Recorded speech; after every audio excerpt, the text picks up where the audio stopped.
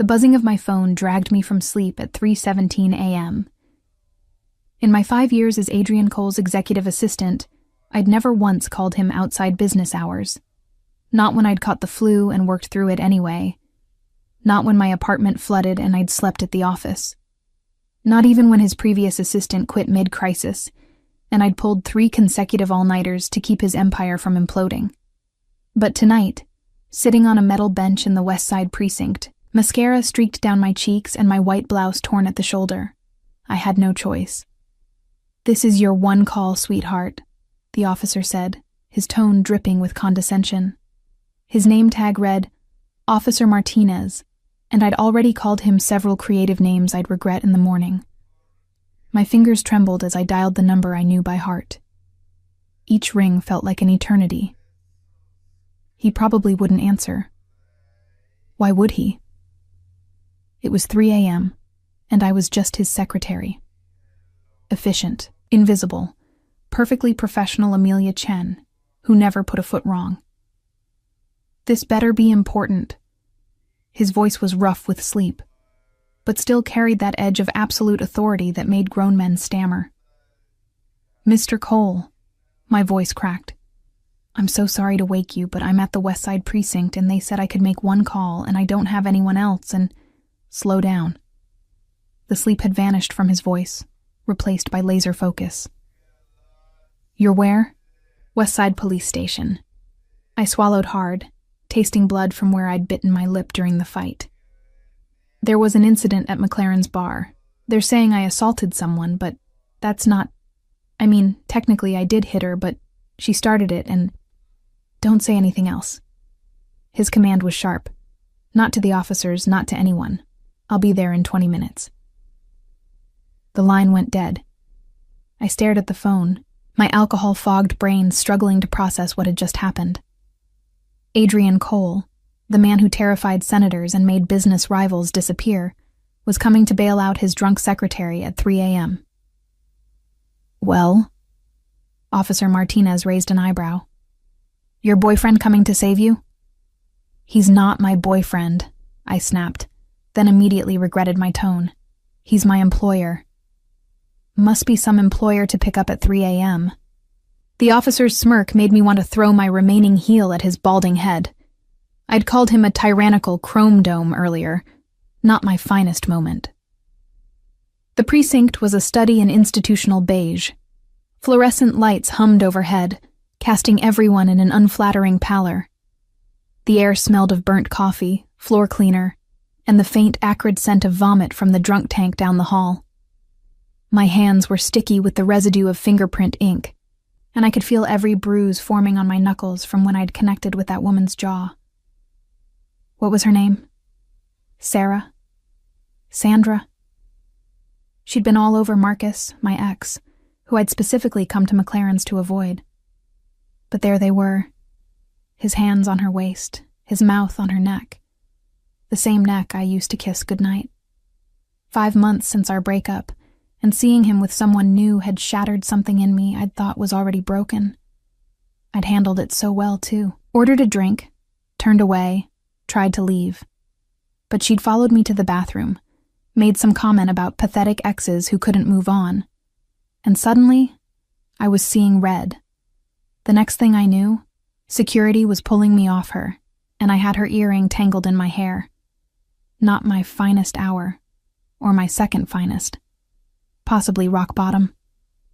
The precinct doors burst open with such force that everyone turned. Adrian Cole strode in like he owned the building, and given his connections, he might have. Even at 3 a.m., wearing dark jeans and a black Henley instead of his usual 3-piece suit, he radiated power. His dark hair was slightly mussed, jaw shadowed with stubble, gray eyes sharp despite the hour. He was the most beautiful, terrifying man I'd ever seen, and I'd been half in love with him for 3 years. "Where is she?" His voice carried across the precinct with casual authority. Officer Martinez straightened immediately. "Mr. Cole, I didn't realize—" "Where is she?" I raised my hand weakly from my bench. "Here." Adrian's gaze found mine, and something flickered in those storm-gray eyes. Surprise? Concern? Anger? With Adrian, it was always impossible to tell. He crossed to me in 3 long strides, his presence overwhelming in the small space. Amelia? My name on his lips sent a shiver through me. He'd always called me Miss Chen at work. Hearing my first name felt oddly intimate. What happened? I may have punched someone. The words came out smaller than intended. May have? Definitely punched someone. I gestured at my torn blouse, the bruise forming on my cheekbone. She had it coming. Something that might have been amusement crossed his face before he turned to Officer Martinez. What are the charges? Assault and battery, public intoxication, disturbing the peace. Drop them. Adrian's tone left no room for argument. Mr. Cole, I can't just... Adrian pulled out his phone, tapped the screen twice, and held it to his ear. Judge Morrison. Yes, I know what time it is. I need a favor. Pause. West Side Precinct. My assistant had an unfortunate misunderstanding with another patron at McLaren's. I'd like the charges dismissed. Another pause, during which Adrian's eyes never left mine. I thought you might see it that way. I'll make sure that donation to your wife's charity doubles this quarter. He ended the call and looked at Martinez. The charges will be dropped within the hour. I'm taking her home now. Mr. Cole, I still need to process. Process her in the morning if you must. Adrian's voice went cold. But she's leaving with me now. Unless you'd like to explain to Judge Morrison why you're holding his goddaughter overnight on charges he's already indicated he'll dismiss. I wasn't Judge Morrison's goddaughter. I'd met the man exactly once at a charity gala. But Martinez didn't know that, and his face paled as he nodded quickly. Of course, Mr. Cole. Let me just get the paperwork. 5 minutes later, I was stumbling out of the precinct on Adrian's arm, my broken heel making me list to one side. The October air was sharp and cold, shocking after the stuffy warmth of the station. Adrian's black Mercedes waited at the curb, engine running, his driver Victor behind the wheel. I can take a cab, I mumbled, but Adrian was already guiding me into the back seat. You're drunk, injured, and it's 3 a.m. You're not taking a cab. He slid in beside me, and Victor pulled smoothly into traffic. The car smelled like leather and Adrian's cologne, something expensive and woodsy that I'd never been able to identify. I pressed my forehead against the cool window, watching the city lights blur past. I'm sorry, I whispered. I never should have called you. I didn't have anyone else. Don't apologize. His voice was softer than I'd ever heard it. That's what I'm here for. You're my boss, not my emergency contact. Tonight I'm both. The warmth of his body beside me, the safety of the car, the crash from adrenaline and alcohol, it all hit at once. I turned to look at him, really look at him, without the careful professional distance I usually maintained. You're so beautiful, I heard myself say. Did you know that? It's incredibly inconvenient. How am I supposed to focus on quarterly reports when you're sitting there looking like some kind of dark angel? His eyes widened fractionally. Amelia, and intimidating.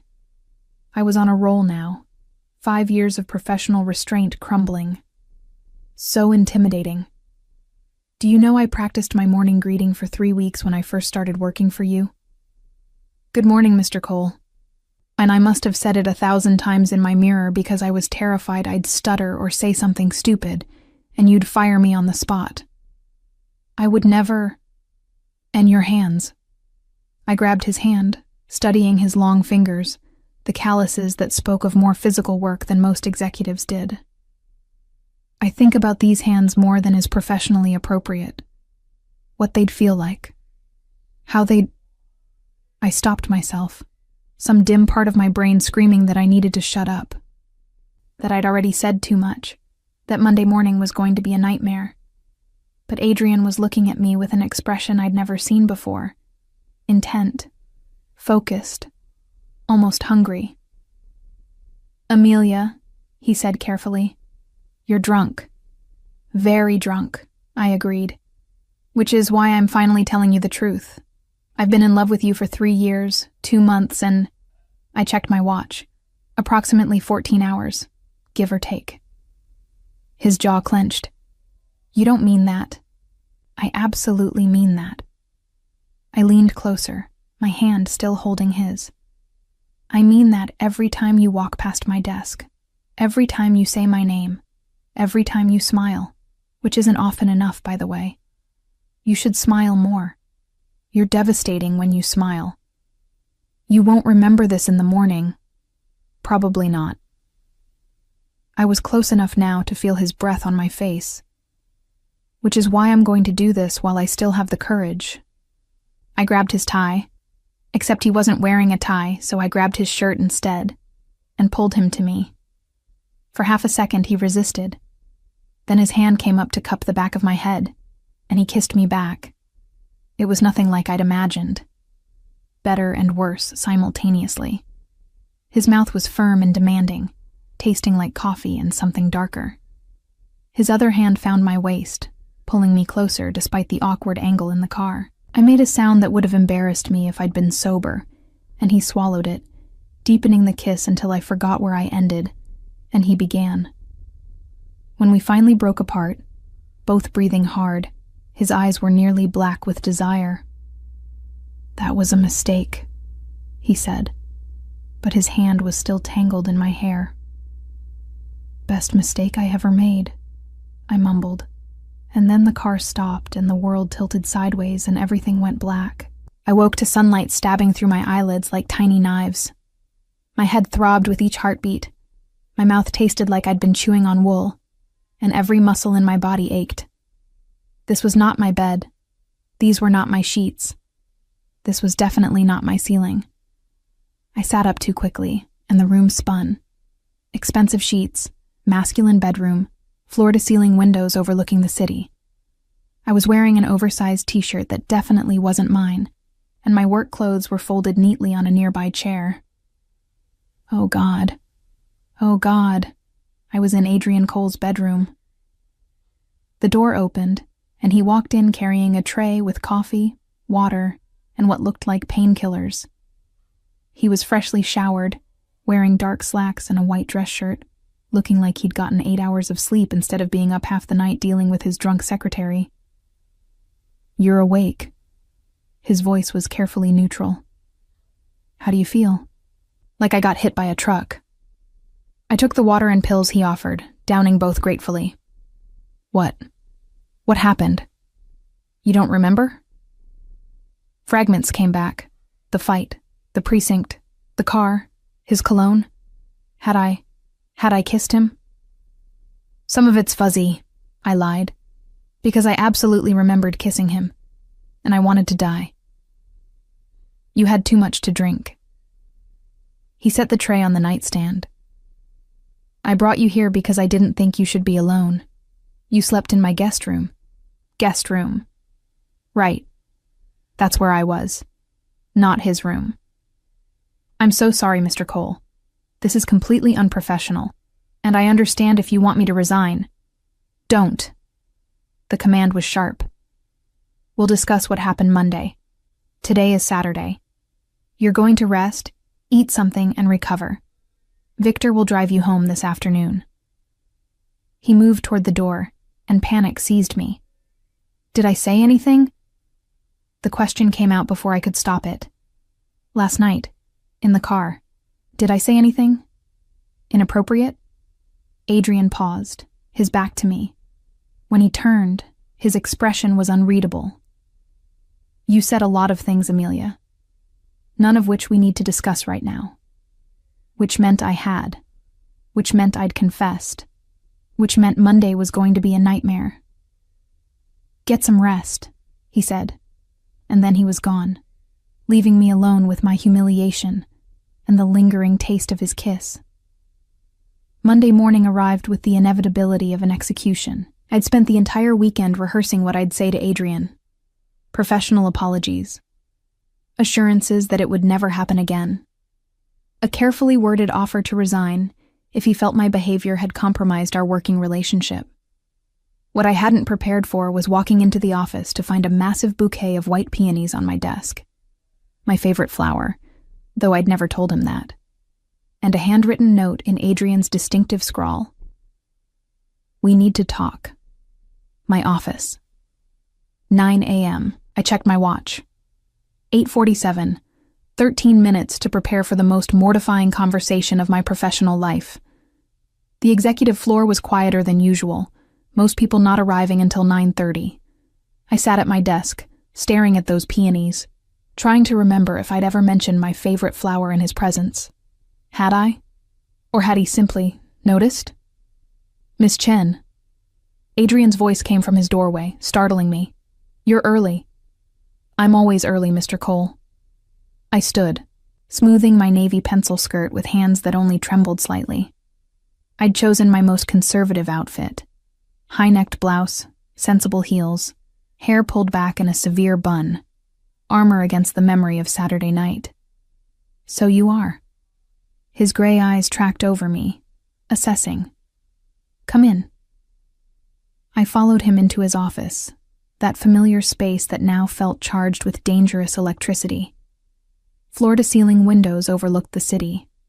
His desk was massive mahogany, always immaculately organized. The leather chair where I'd sat countless times taking dictation suddenly seemed like enemy territory. He closed the door behind us. The soft click felt final. "Sit." He gestured to one of the chairs facing his desk, but instead of sitting behind it in his usual power position, he leaned against the front edge. Close. Too close. I could smell his cologne. "Mr. Cole, I want to apologize for Friday night. My behavior was completely inappropriate. Do you remember what you said to me?" His voice was low, controlled. "In the car?" Heat flooded my face. "Some of it." "Which parts?" I stared at my hands, enough to be thoroughly embarrassed. "You told me you'd been in love with me for 3 years. It wasn't a question. You kissed me. Then you passed out, and I brought you to my home because I couldn't leave you alone in that condition. I understand if you want my resignation." "I don't want your resignation, Amelia." He moved closer, and I forced myself to meet his eyes. "I want to know if you meant it." My heart hammered against my ribs. I was drunk. "That's not an answer. Mr. Cole, Adrian." The correction was firm. "When we're alone, you call me Adrian." The intimacy of his first name on my tongue felt dangerous. "This isn't appropriate." Nothing about Friday night was appropriate. He crouched down, bringing himself to eye level with me. This close, I could see the faint scar on his jaw, the silver threaded through his dark hair at the temples. "But it happened, so I'm asking you, sober and in the light of day, did you mean what you said?" I could lie, should lie, protect my job, my dignity, the careful professional relationship we'd built over 5 years. "Yes." The word came out as a whisper. I meant it. Something shifted in his expression, triumph mixed with something darker, more possessive. "Good. Because I've been half in love with you since you told Senator Marsh his concerns about my business practices were thinly veiled extortion attempts, and suggested he find a less transparent way to solicit bribes." I blinked. That was 2 years ago. 2 years, 4 months, and 6 days. His hand came up to cup my face, thumb stroking my cheekbone with devastating gentleness. "I've wanted you for so long, Amelia, but you were my assistant. I was your employer. The power dynamic was impossible." "It's still impossible," I breathed, even as I leaned into his touch. "Is it?" His thumb traced my lower lip, and I shivered. "You're not just my assistant, Amelia. You run this entire operation. You know things about my business that could destroy me. You have access to accounts, contracts, information that I trust no one else with. We're not employer and employee. We're partners. Partners don't kiss. These ones do. He leaned in, his breath warm against my face. Tell me to stop. Tell me this is a mistake, and we'll never speak of it again. We'll go back to professional distance, and I'll lock these feelings away. I should have told him to stop. Should have been the responsible one. Instead, I closed the distance between us and kissed him. This time I was sober. This time, I'd remember every detail. His hand tangling in my hair, pulling it free from its bun. His other hand at my waist, pulling me up and against him. The low sound he made when I bit his bottom lip. The taste of his morning coffee. The way he deepened the kiss until I was gasping against his mouth. When we finally broke apart, both breathing hard, his eyes were nearly black. This changes things, he said, his voice rough. I know. People will talk. There will be assumptions about how you got your position. Let them talk. Surprising myself with my certainty. I know what I've earned. His smile was fierce. Yes, you have. He pulled back, running a hand through his now disheveled hair. But we need to be careful. My world isn't just business, Amelia. There are people who would use you to get to me. I know what you are. I'd always known, really. The meetings that didn't appear on any calendar. The men with cold eyes who came and went. The way politicians and police chiefs deferred to him. I'm not naive about your business, Adrian. Knowing and understanding are different things. He moved to the window, looking out over the city. The Castellano family has been pushing against my territory for months. They see weakness anywhere they can exploit it. If they know you matter to me, then I become a target. I stood, moving to join him at the window. I understand the risk. Do you? He turned to face me. Do you understand that dating me means armed drivers and security details and never being truly alone in public? That it means dinners with men who've killed people and parties where everyone smiles while plotting each other's downfall? Are you trying to scare me away? I'm trying to be honest. His hand found mine, fingers intertwining. I want you, Amelia. I've wanted you for so long it's become a physical ache. But I won't put you in danger. If you choose this, choose me. You need to understand what you're accepting. I looked down at our joined hands. His larger, darker, marked with scars I'd never asked about. Mine smaller, softer, unmarked by violence. We shouldn't fit, but somehow we did. I choose you, I said quietly, danger and all. The intercom on his desk buzzed, shattering the moment. His secretary's voice, my replacement for the morning, came through. Mr. Cole, Victor is here with urgent news. Adrian's expression hardened instantly, the businessman replacing the vulnerable man who'd just confessed his feelings. He crossed to his desk, pressed the button. Send him in. Victor entered, his usual stoic expression tighter than normal. He glanced at me, then back to Adrian. We should speak privately. Anything you say to me you can say in front of Miss Chen. Victor's eyebrow raised fractionally, but he nodded. The warehouse on Pier 17. There was an incident last night. 3 of our shipments were intercepted. The guards were left alive, but marked. I saw Adrian's jaw clench. Castellano. Their calling card was left. They want a meeting. Of course they do. Adrian's hand curled into a fist on his desk. Set it up. Neutral ground. Tomorrow night. Boss. They're escalating. First the territory disputes, now direct attacks on our supply lines. This is about more than business. Adrian's eyes cut to me, then back to Victor. I'm aware. Victor followed his gaze. An understanding dawned on his face. I see. Then you know they'll use any leverage they can find. Which is why Miss Chen will have a security detail starting today. Diego and Marcus. Round the clock. Adrian, that's not necessary, I started. It's non-negotiable. His voice left no room for argument. Either you accept protection, or we end this before it begins. The ultimatum stung, but looking at the genuine fear in his eyes, fear for me, I relented. Fine, but they stay outside my apartment. Agreed. He turned back to Victor.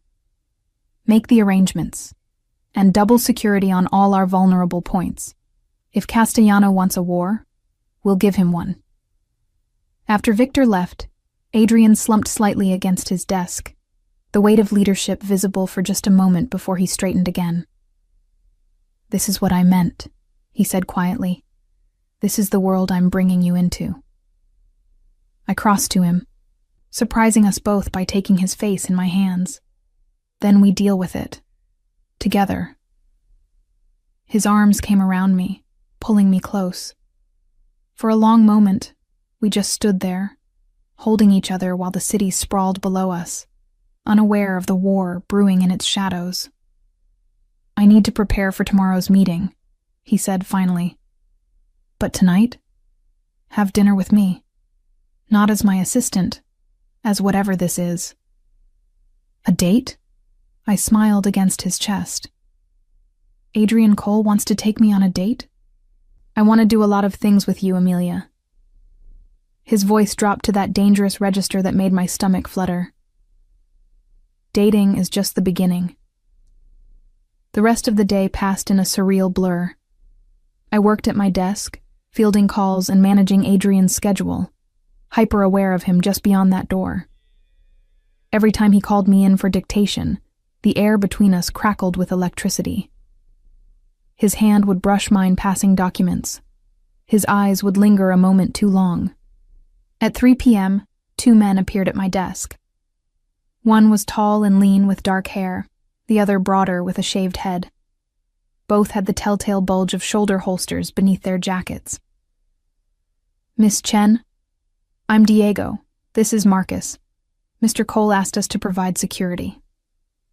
I looked past them to Adrian's door, saw him watching through the glass. He nodded once. I don't need babysitters, I said, but without heat. Diego smiled slightly. Consider us very attentive shadows. They were true to their word. When I left at 6 p.m. to go home and change for dinner, they followed at a discreet distance. When I emerged from my apartment building an hour later in an emerald dress that I'd owned for 2 years, but never had occasion to wear, they were waiting by a black sedan. Mr. Cole asked us to drive you, Marcus explained. The restaurant was exclusive, the kind of place that required reservations months in advance and didn't list prices on the menu. Adrian was already there, standing when I approached. He'd changed into a charcoal suit that emphasized his broad shoulders, and the way he looked at me, hungry, possessive, reverent, made my knees weak. You're stunning, he said, pulling out my chair. You're not so bad yourself. Dinner was perfect. We talked about everything except work. My love of old movies, his passion for vintage cars, the trip to Paris I'd always wanted to take, the cabin in the mountains where he went to think. We laughed, really laughed, and I saw a side of Adrian I'd never glimpsed. Lighter, freer, almost boyish in his enthusiasm when discussing something he loved. I never thought I'd get to do this, I admitted over dessert. Sit across from you like this. Be with you like this. I've imagined it 1,000 times. His hand found mine across the table. Every boring dinner meeting, I'd picture you across from me instead. Every business trip, I'd wish you were there not as my assistant, but as mine. I've always been yours, Adrian. The confession came easily. I just didn't think you saw me that way. I've always seen you, Amelia. Every day. Every moment. His thumb stroked across my knuckles. You're the last thing I think about before sleep, and the first thought when I wake. The intensity in his voice made my breath catch. This was real. This was happening. We left the restaurant wrapped in each other, his arm around my waist, my head against his shoulder. Diego and Marcus trailed behind, and I'd almost forgotten they were there until Adrian tensed suddenly. "Get down." His voice was sharp, commanding. I barely had time to process before he was pushing me behind a car, his body covering mine. The sound of gunfire shattered the night, sharp cracks that echoed off buildings. Glass exploded somewhere behind us. People screamed. Diego and Marcus returned fire, their weapons appearing with practiced speed. Adrian kept me pinned beneath him, his heart hammering against my back, his breath hot against my ear. "Stay down," he ordered. "Don't move." It lasted maybe 30 seconds, though it felt like hours. Then silence, broken only by car alarms and distant sirens. "Clear." Victor's voice came from somewhere to our left. When had he arrived? Adrian pulled back, his hands running over me frantically. "Are you hurt?" "Amelia, look at me. Are you hurt?" "I'm fine." My voice shook. "I'm okay." His hands cupped my face, and I saw something in his eyes I'd never seen before. Raw, absolute terror. "I'm sorry. God, Amelia, I'm so sorry. This is exactly what I was afraid of." "It's not your fault." "It is." He pulled me to my feet, keeping me close. "Castellano just declared war, and he used you to do it." The safe house was nothing like I'd imagined. I'd pictured something industrial, cold, utilitarian. Instead, Adrian brought me to a penthouse in one of his buildings. All floor-to-ceiling windows and expensive furniture. A gilded cage, with a breathtaking view of the city that had just tried to kill me. "You'll stay here until this is resolved." Adrian paced the living room like a caged animal, his jacket discarded, shoulder holster visible over his white shirt. Blood stained his sleeve. Not his own, he'd assured me, but the sight still made my stomach turn. For how long? I sat on the edge of a leather sofa, still wearing my emerald dress, though it was torn now at the hem where I'd caught it diving behind the car. "As long as it takes." He stopped pacing, ran both hands through his hair. "Castellano made his move. He knows you matter to me now. You're leverage. So I'm a prisoner. You're protected." His voice was sharp. "There's a difference." "Is there?" I stood, anger finally breaking through the shock. "You get to go about your life while I hide in a tower like some damsel in a fairy tale?" "This isn't a fairy tale, Amelia." He crossed to me, his eyes blazing. "This is real. Those bullets were real. If Victor hadn't been following us, if Diego and Marcus hadn't been there." His voice cracked slightly, and he turned away. "I can't lose you." The raw emotion in his voice deflated my anger. I moved behind him, placing my hand on his back. I felt him tense, then slowly relax under my touch. "Tell me about the first time," I said quietly. "The first time you noticed me. Really noticed me." He was silent for so long I thought he wouldn't answer. Then, "Your second week. You stayed late to finish the Morrison contract. I came out of my office at midnight, found you at your desk, asleep with your face on the keyboard. There was a coffee stain on your blouse, and your shoes were under your desk because your feet hurt.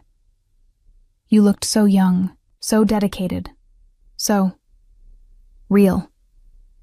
I smiled despite everything. "I woke up with QWERTY imprinted on my cheek." "I know. I watched you wake up, saw you panic when you realized you'd fallen asleep." He turned to face me. "You didn't make excuses. Just printed the contract, had it on my desk before I arrived the next morning, and never mentioned it. I was terrified you'd fire me. I was terrified of how much I wanted to touch you." His hand came up to cup my face. I went home that night and told myself I was being ridiculous. You were my employee. It was inappropriate. But every day after that, it got harder to ignore. "When did you know?" I leaned into his touch. "That it was more than just attraction?" "The Senator Marsh incident. You were so fierce, so unafraid. You stood up to a man twice your size who could have destroyed your career with a phone call, and you did it to protect me. His thumb stroked my cheekbone. I realized then that you weren't just beautiful or intelligent or capable. You were loyal. And in my world, loyalty is rarer than diamonds. I would never betray you, Adrian. I know. He kissed me then, soft and sweet, so different from the passion of this morning. When he pulled back, his expression was grave. Which is why I need to tell you everything. About who I really am. What I really do. No more carefully edited versions. If you're going to be with me, you need to know the truth. We sat together on the sofa, and he told me about his grandfather, who'd built an empire from nothing through sheer will and strategic violence. About his father, who died when Adrian was 19, leaving him to take control of a fractured organization. About the choices he'd made, the lines he'd crossed, the blood on his hands. The Castellano family has been my enemy since before I inherited, he explained. Old grudges, territorial disputes, the kind of hatred that gets passed down through generations. We've maintained an uneasy peace for years, but Marco Castellano is dying. Cancer. He has maybe 6 months. His son Vincent wants to consolidate power before his father's death, and that means eliminating threats. You're the biggest threat. I control the ports, the construction unions, half the judges. If Vincent can weaken me before his father dies, he'll have the support of the other families when he takes over. Adrian's hand found mine, gripping tight. You became a target the moment I showed interest. I should have been more careful. Should have kept my distance until I'd secured your safety. I don't want safety if it means not having you. The words surprised me with their vehemence. I spent 3 years watching you from across a desk, loving you in silence. I'm not giving you up now that I finally have you. You might not have a choice. His voice was bleak. If Vincent convinces the other families that I'm weak, that I've become soft because of a woman, then we prove him wrong. I turned to face him fully. I'm not some helpless damsel, Adrian. I've been running your empire's legitimate operations for 3 years. I know every contract, every deal, every alliance. Let me help. Absolutely not. I won't put you in that position. I'm already in that position. My voice rose. You said it yourself. I know too much. I'm already complicit in everything you do. The only difference is whether I'm cowering in a tower or standing beside you. You don't understand what you're asking. Then explain it to me. I grabbed his face, forcing him to look at me. Stop trying to protect me from reality and give me the truth. All of it. He searched my eyes, and whatever he saw there made him nod slowly. Tomorrow night, I meet with Vincent. Neutral ground, supposed to negotiate peace. But it's a trap. How do you know? Because it's what I would do. His smile was cold. He'll make demands he knows I can't accept, then use my refusal as justification for escalation. By the end of the week, we'll be in open war. What if you accept his demands? Impossible. He'll ask me to cede territory, give up port access, betray allies. Things that would destroy everything my family built. What if there's a third option? An idea was forming, reckless and probably insane. What if I go with you? Absolutely not. Listen to me. I gripped his hands. Vincent wants to prove you're weak because of me. So show him I make you stronger. Bring me to the meeting. Let me participate. Show every family there that I'm not some secret shame you're hiding, but a partner. You're asking me to paint a target on your back. The target's already there, Adrian. At least this way, I control how I'm perceived. I squeezed his hands. Trust me, the way I've always trusted you. He was quiet for a long time, studying our joined hands. Finally, If you do this, you follow my lead completely. You don't speak unless I tell you to. You don't leave my side for a second. And if things go wrong, they won't. If they do, he continued firmly, Victor will get you out. You don't argue, you don't hesitate. You let him protect you. Promise me. I promise. He pulled me into his arms, holding me so tight I could barely breathe. I don't deserve you, he murmured against my hair. Too bad. You're stuck with me. We stayed like that for a long time, taking comfort in each other's presence. Eventually, he pulled back, stroking my hair from my face. You should rest. Tomorrow will be difficult. Stay with me? The request came out smaller than I'd intended. I don't want to be alone tonight.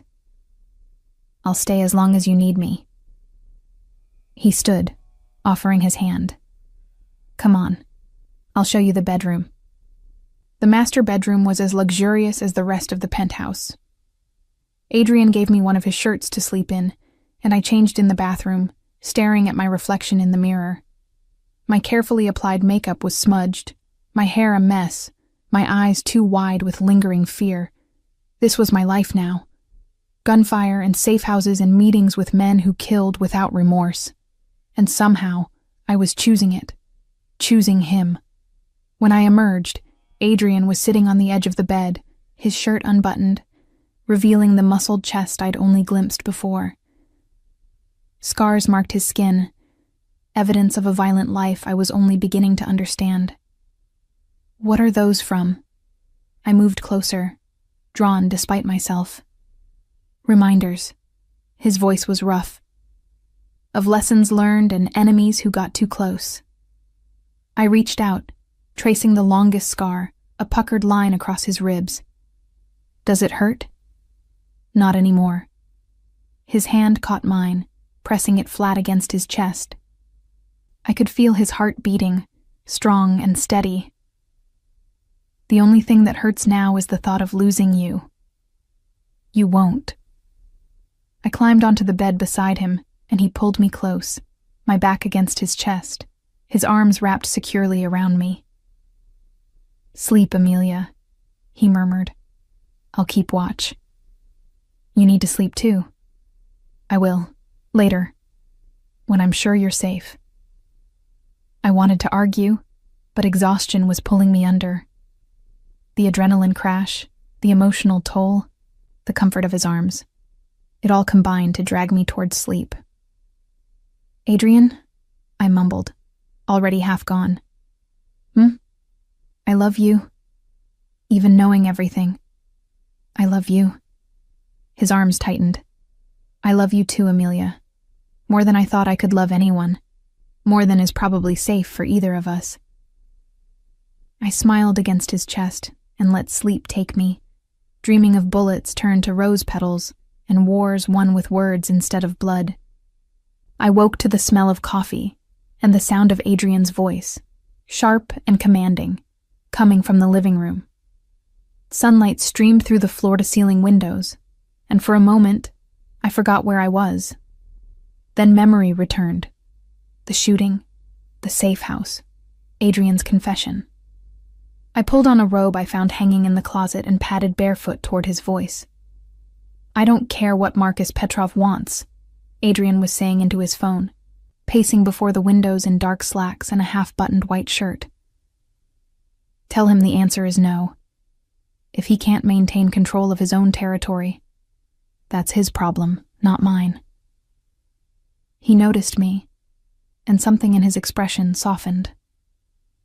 He held up a finger, 1 minute, and I nodded, moving to the kitchen where an elaborate breakfast spread waited. Croissants, fresh fruit, coffee in an expensive French press. Even in a crisis, Adrian maintained certain standards. We're done here. He ended the call and crossed to me, his hands framing my face as he kissed me thoroughly. Good morning. Good morning. I smiled against his mouth. That was quite a wake-up. I've been awake for hours watching you sleep. I needed to do that before I went insane. He poured me coffee, adding cream exactly how I liked it without asking. "How do you feel?" "Surprisingly well, considering I was shot at last night." His jaw tightened. "That won't happen again. I've tripled your security detail. Adrian, non-negotiable." He handed me the coffee. "Diego, Marcus, and 4 others. They'll rotate shifts. You won't see most of them, but they'll be there." I wanted to argue about the necessity, but looking at the fear lingering in his eyes, I simply nodded. Okay. Okay?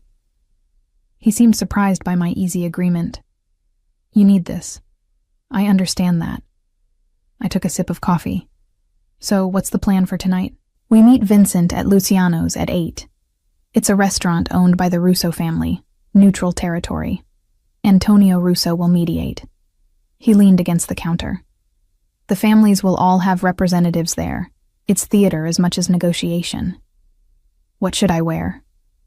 "Something that says you belong at my side. Elegant, but not ostentatious. We want to project power, not desperation." He pulled me close. "Are you sure about this, Amelia? It's not too late to change your mind." "I'm sure." I wrapped my arms around his waist. "We're in this together, remember?" The day passed in a strange limbo. Adrian worked from the penthouse, taking calls and video conferences while I went through his schedule, maintaining the illusion of normalcy. But armed men patrolled the building, and every time a car backfired in the street below, my heart raced. At 6, a team arrived with clothing options. A rack of designer dresses that must have cost more than my yearly salary. Adrian selected a midnight blue dress with a fitted bodice and flowing skirt, elegant and understated. "Perfect," he said, running his fingers down the fabric. "You'll outshine everyone there." "That's not the goal." "No. The goal is to make every man in that room understand that you're mine, and I'm strong enough to protect what's mine." His hand slid to my waist, pulling me close. "And to make Vincent realize that using you against me will only make me more dangerous." A stylist arrived at 7 to do my hair and makeup. She worked quickly, creating an elegant updo with a few loose tendrils framing my face. The makeup was dramatic, smoky eyes and deep red lips that made me look sophisticated, dangerous even.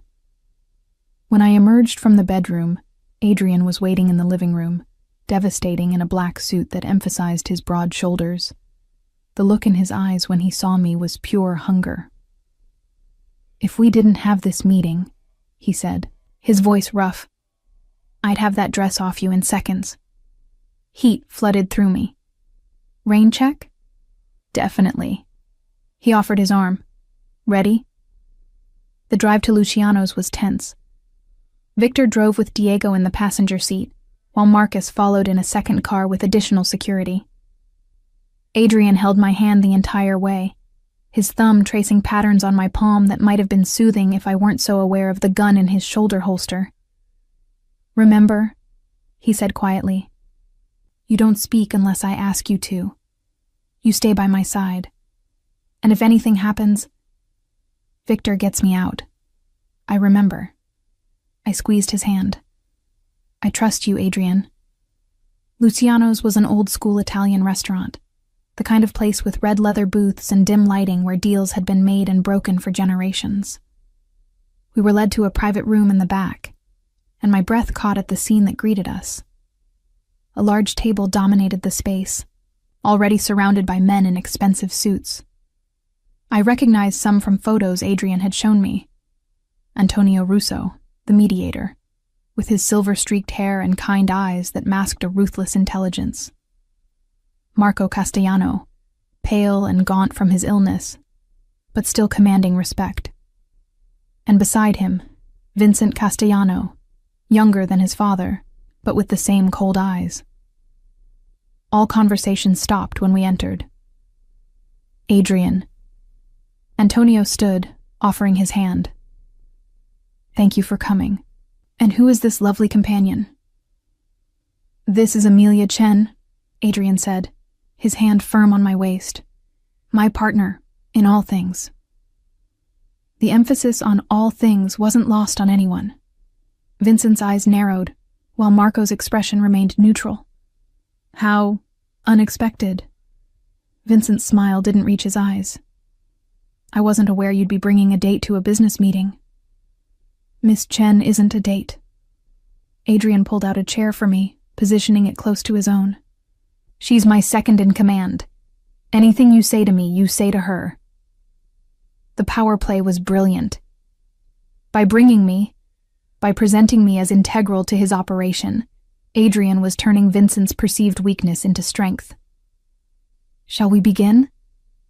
Antonio took his seat at the head of the table.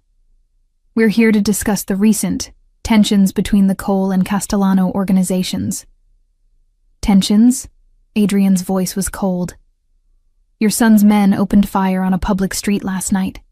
That's not tension. That's an act of war. You have no proof it was us, Vincent replied smoothly. I have your calling card, the same one left at my warehouse the night before. Adrian leaned back in his chair, deceptively relaxed. Let's not insult each other's intelligence. Marco Castellano coughed, a wet sound that spoke of dying lungs.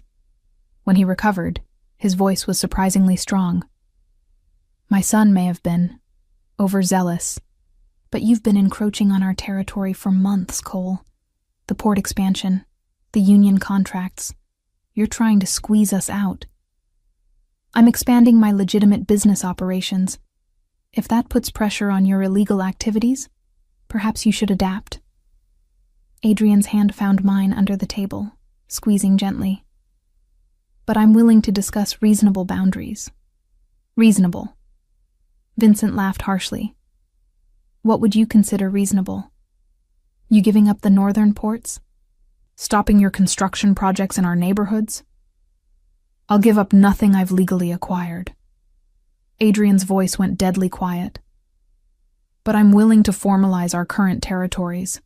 No encroachment on either side. Mutual non-aggression. And what guarantees do we have? Marco asked. That you'll honor such an agreement? This was my cue. Adrian had prepared me for this moment. I pulled a folder from my bag. Documents I'd prepared earlier outlining existing territories, proposed boundaries, and contract terms. I slid it across the table to Antonio. Mr. Cole is offering a legally binding contract, I said, my voice steady despite my racing heart. Backed by neutral arbitration from Mr. Russo. Any violations would be subject to review and agreed-upon consequences. Vincent's eyes cut to me, assessing. And who are you to speak for Cole's business? I'm the person who's managed his legitimate operations for 5 years. I met his gaze steadily. I handle his contracts, his legal exposure, his relationships with city officials. If you're looking for someone who understands the value of enforceable agreements, that would be me. A long silence followed. Then Marco reached for the folder, flipping through the pages with surprising speed for someone so ill. This is comprehensive, he admitted. More than I expected. Mr. Cole doesn't do anything by half measures, I said. Neither do I. Adrian's hand tightened on mine under the table. Approval, pride, and something darker that sent heat through me. I need time to review this with my advisors, Marco said finally. A week. You have 3 days, Adrian replied. After that, the offer expires and we settle this the traditional way. Vincent's face darkened. You're threatening us. I'm offering you a choice, peace or war. Both are acceptable to me. Adrian stood, pulling me up with him. But understand this. If you choose war, I'll destroy you. Completely. And I won't feel the slightest remorse about it. The drive back to the penthouse was silent until we were safely inside, the door locked, security posted in the hallway. Then Adrian pushed me against the door and kissed me with a desperation that stole my breath. You were perfect, he murmured against my mouth. So perfect. Did you see Vincent's face when you laid out that contract? He didn't expect you to be an equal player. I am an equal player. I pulled at his jacket, kneading it off, needing less between us. I told you I wouldn't be weak. You've never been weak. His hands found the zipper of my dress, sliding it down with agonizing slowness. You're the strongest person I know. And you're mine. Yours, I agreed, gasping as his mouth found my neck. Always yours. We barely made it to the bedroom. 3 days. That's how long we had to wait for Marco Castellano's answer. 3 days that I spent in the penthouse with Adrian, working during the day as though everything was normal, while armed guards patrolled and tensions escalated across the city. But the nights were ours. Adrian showed me sides of himself I'd never imagined. The way he cooked breakfast in just his boxers, humming off key to himself. The gentleness with which he traced my features as we lay tangled in sheets. The fierce possessiveness when I mentioned returning to my own apartment. You're not going back there, he'd said firmly on the second morning, his arms tightening around me. It's not safe.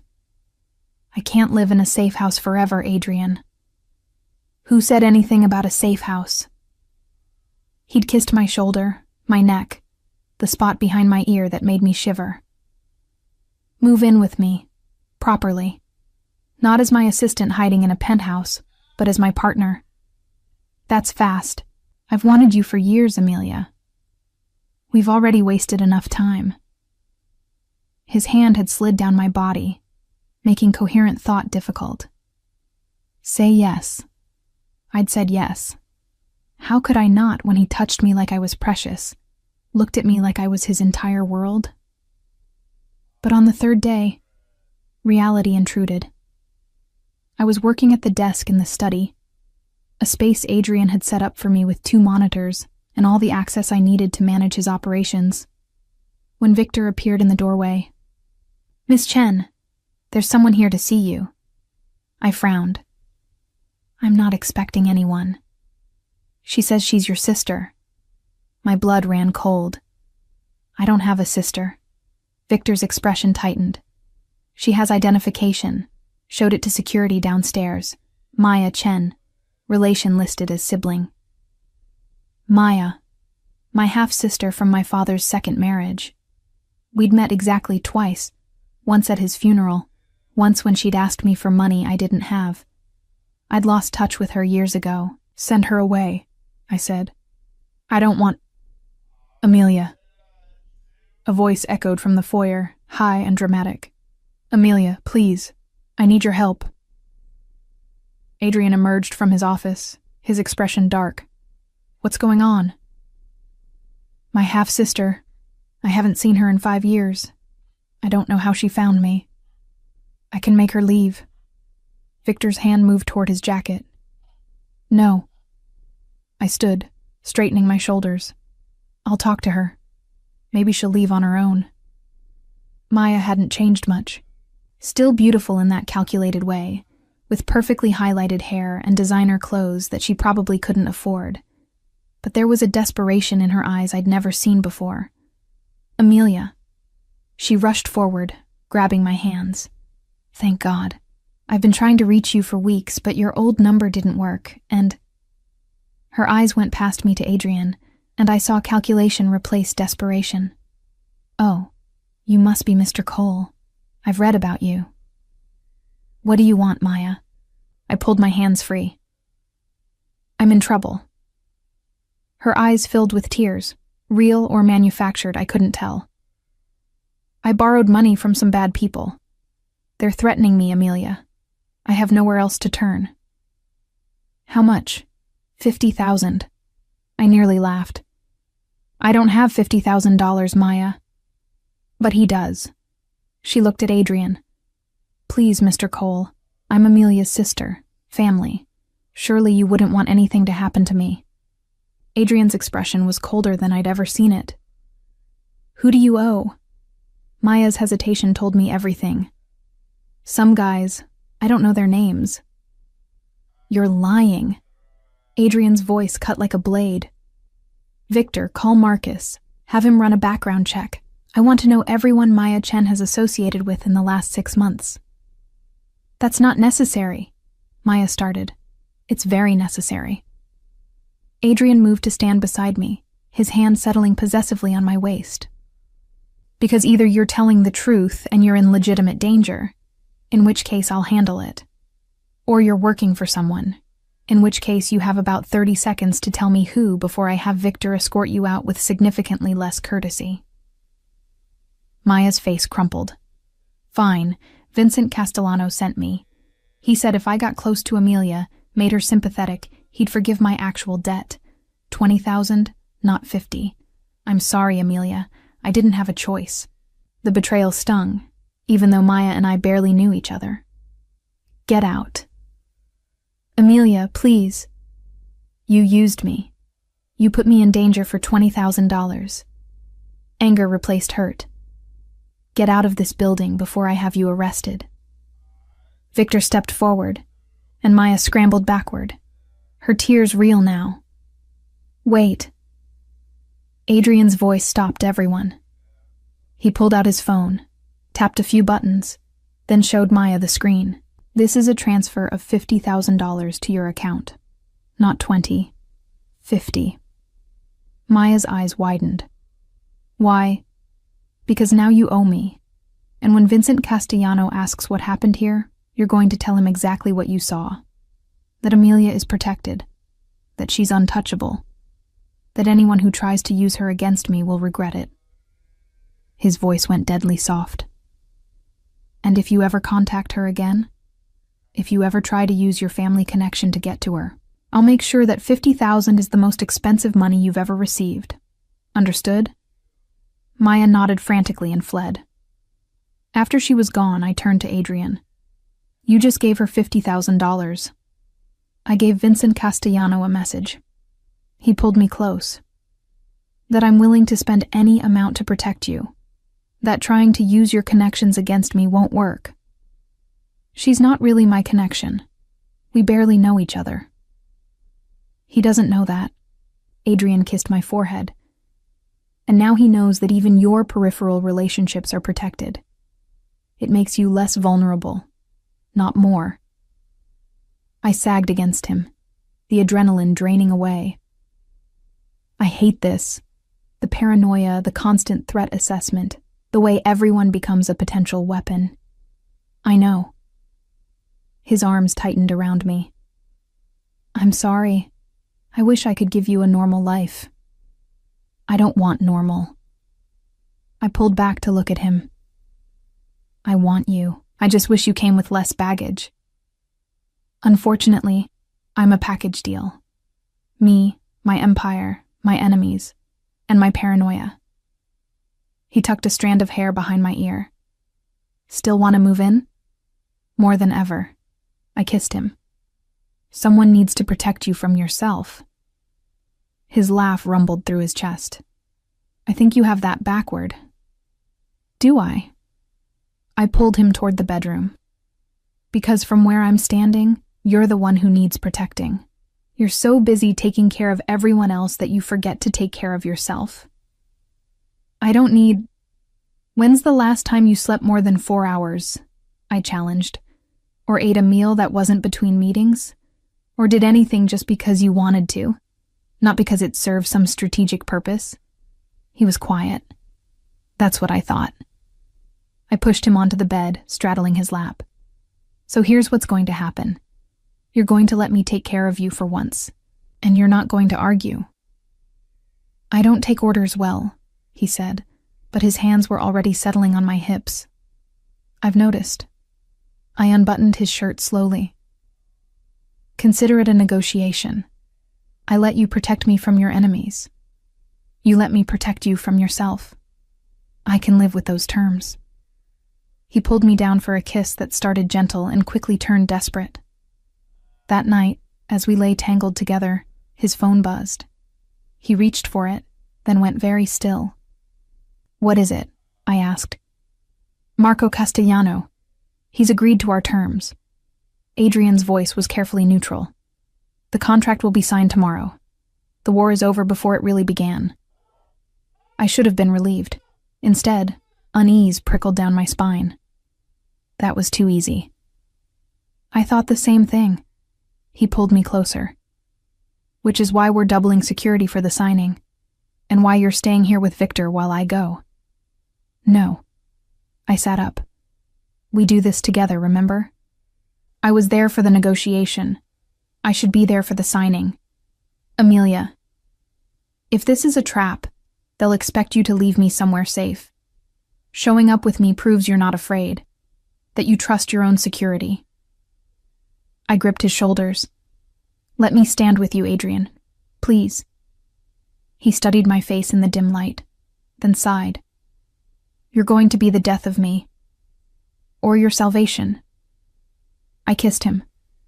One or the other. Both, he murmured against my mouth. Definitely both. The signing was scheduled for noon at Antonio Russo's estate, a sprawling property north of the city with enough land that threats could be seen coming from miles away. Adrian dressed in his most severe suit, black with a crisp white shirt that emphasized his dark coloring. I wore a tailored cream dress that projected professional power without being overtly sexual. You look like a queen, Adrian said, adjusting my necklace. A simple strand of pearls that had belonged to his mother. He'd given them to me that morning with a quiet, I want you to have these. You look like a king. Together, we look like we own the world. He kissed me softly. Ready? The drive took 40 minutes, our convoy of 3 armored vehicles moving through the city like a small motorcade. Diego drove our car, with Victor in the passenger seat, and Marcus following in the second vehicle. The third car held 4 additional guards, all armed to the teeth. This seems excessive for a contract signing, I observed. Nothing is excessive when it comes to your safety. Adrian's hand found mine, gripping tight. Antonio's estate was beautiful. Rolling lawns, mature trees, a main house that looked like it belonged in Tuscany. But I noticed the security cameras, the men positioned at strategic points, the guard towers disguised as decorative structures. We were escorted to a study where Marco and Vincent Castellano waited with Antonio. The contract lay on the desk between them, several pages of legal language that formalized the verbal agreement we'd reached. Adrian, Miss Chen. Antonio greeted us warmly. Thank you for coming. Shall we conclude our business? The signing took less than 10 minutes. Marco's signature was shaky, his illness advancing rapidly, but legal.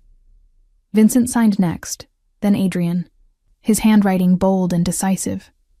I added my signature as witness, making the contract binding. To peace, Antonio said, pouring glasses of expensive whiskey for everyone.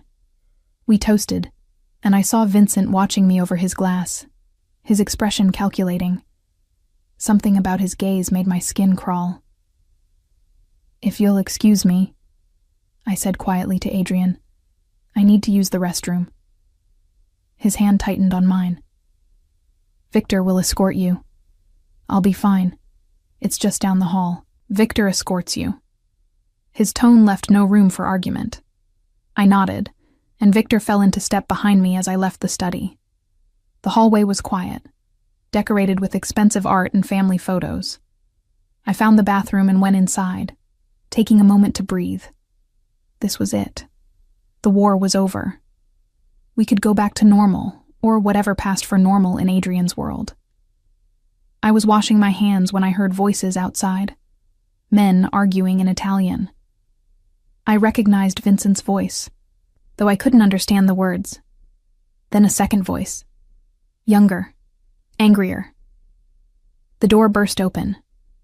A man I didn't recognize stood there, gun in hand, his eyes wild. You're coming with me. I opened my mouth to scream, but he was faster, pressing the gun against my ribs. Make a sound, and I'll kill you right here. My mind raced. Victor was right outside. One scream and he'd come running. But the gun pressing against my ribs was very real, and the man holding it looked desperate enough to use it. Marco Castellano is dying, the man hissed in accented English. Vincent needs leverage. You're it. He started dragging me toward a service door I hadn't noticed. My heart hammered. If he got me outside, into a car... I stomped down hard on his instep and threw my elbow back into his stomach. The gun went off, the sound deafening in the small space, but the bullet hit tile instead of flesh. I screamed, long and loud. The bathroom door exploded inward. Victor appeared, weapon drawn, and the gunman swung toward him. Another shot. Victor went down. No. The gunman grabbed me again, but I fought like a wild thing, scratching, kicking, biting. He hit me across the face with the gun, and stars exploded in my vision. Then suddenly Adrian was there, moving with lethal grace. What happened next took seconds but felt like slow motion. Adrian grabbed the gunman's wrist, twisted, and the gun clattered to the floor. A knee to the stomach, an elbow to the face, the crack of bone. The gunman collapsed, and Adrian was on him, fists flying with controlled violence that was terrifying in its precision. Adrian. My voice came out wrong, slurred. Adrian, stop. You'll kill him. He looked up, and the fury in his eyes made me flinch. Then he saw the blood on my face, and something shattered in his expression. Amelia. He was beside me in an instant, hands gentle as they cupped my face. Christo, you're bleeding. I'm okay. Victor. I'm fine. Victor's voice came from near the door, rough with pain. Kevlar caught it. Bruised ribs, nothing permanent. Adrian pulled me against his chest, his whole body shaking. I almost lost you. But you didn't. I held him tight. I'm here. I'm okay. Marco and Vincent burst into the hallway, taking in the scene. The unconscious gunman, Victor holding his ribs, blood streaking my face, Adrian holding me like I might disappear. What the hell is this? Marco demanded. Ask your son. Adrian's voice was deadly calm as he pulled back to look at Vincent. This was your man, your plan. I don't know what you're talking about. But Vincent's face had gone pale. He told me, I said, finding my voice, that Vincent needed leverage now that you're dying, that I was it.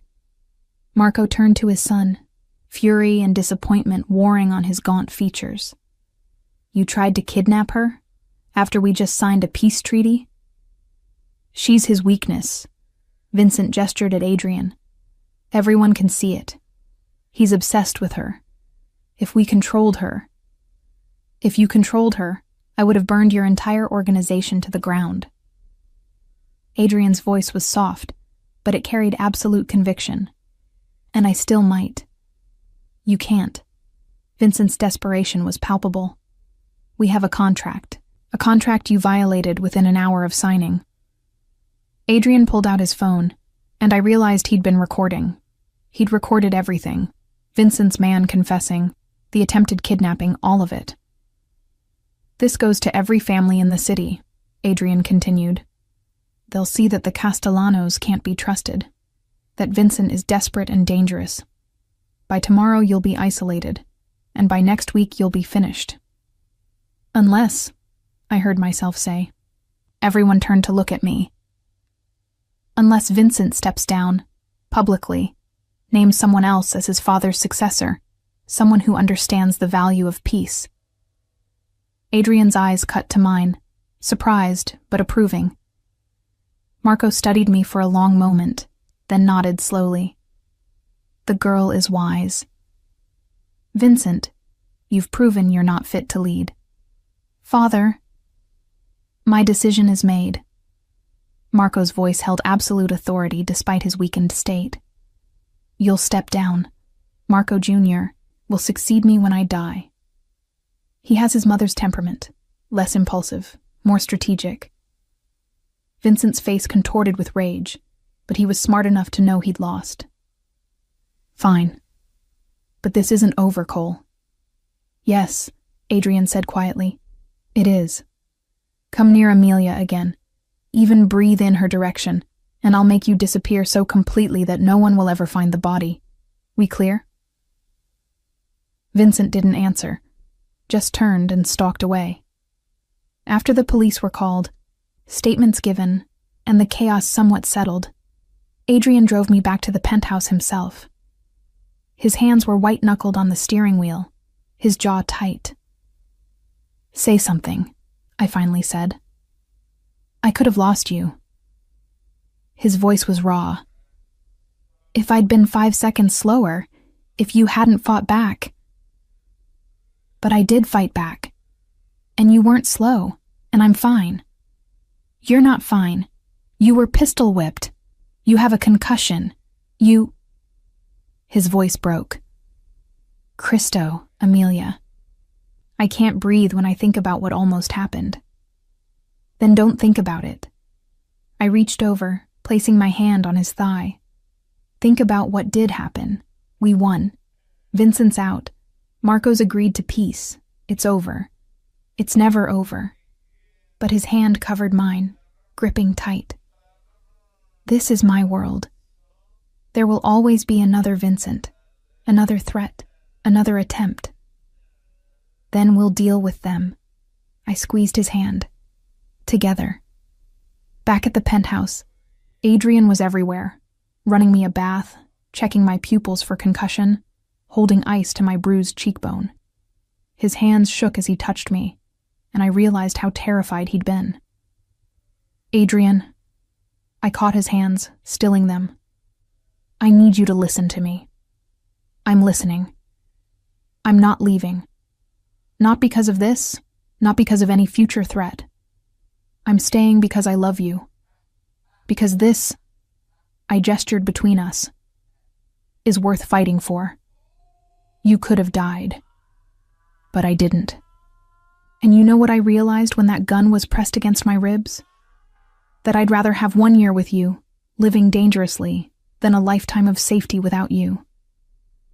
I pulled him close. "So stop trying to push me away for my own good. It won't work." He rested his forehead against mine.